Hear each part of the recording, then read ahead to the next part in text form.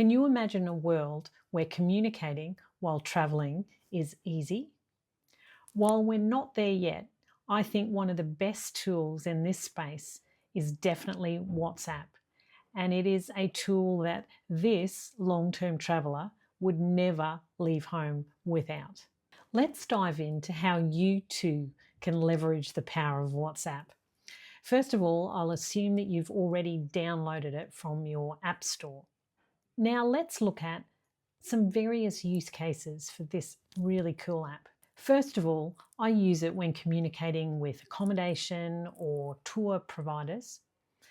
Always ask if they have WhatsApp because it just makes communication so much easier.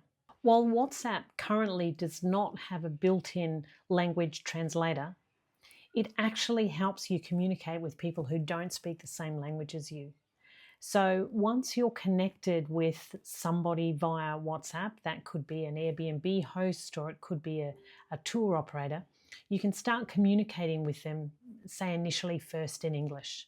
And if they respond to you in Spanish or Hungarian or whatever the language is of the place that you're traveling, you can just quickly copy it, paste it into Google Translate, translate it into the language that you know, see what they've had to say, then type a message back to them in Google Translate and copy it back to WhatsApp. Now I know that sounds like a lot of work, but you get really, really fast at it. Let me show you a few examples of conversations that I've had on WhatsApp that have been absolutely invaluable to contributing to my adventure.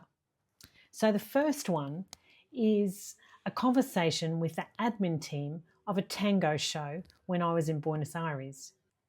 They had a bus that collected attendees and I messaged to ask where the bus collects and some details about what time the show starts and the cost and if the bus was included in the cost of the ticket.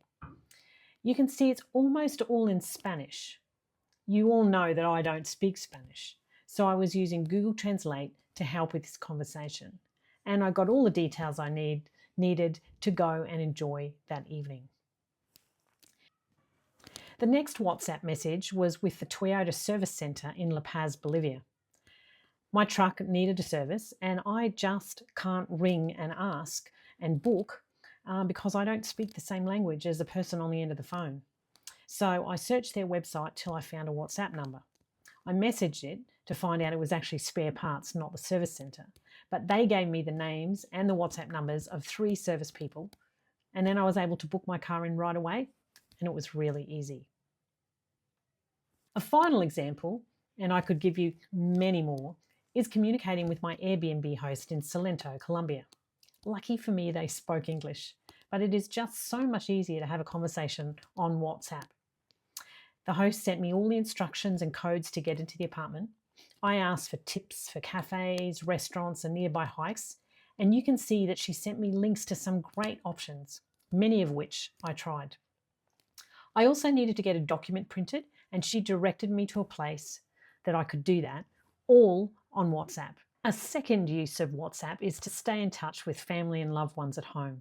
You can text message, you can voice call, and you can also video call. And as long as you're on Wi-Fi, it's all free of charge. Of course, the person on the other end needs to have downloaded WhatsApp. So perhaps you could test it before you go if you're not confident with WhatsApp. You can do some practices with the people that you want to stay in touch with before you go.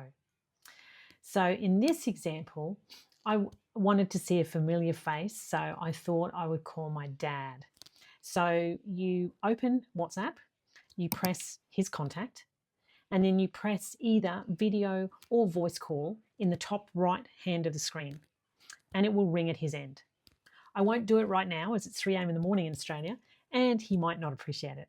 And of course, as I've already mentioned, you can send photos home anytime. My parents were both foodies, so I was always sending photos of beautiful food that I was eating all around the world.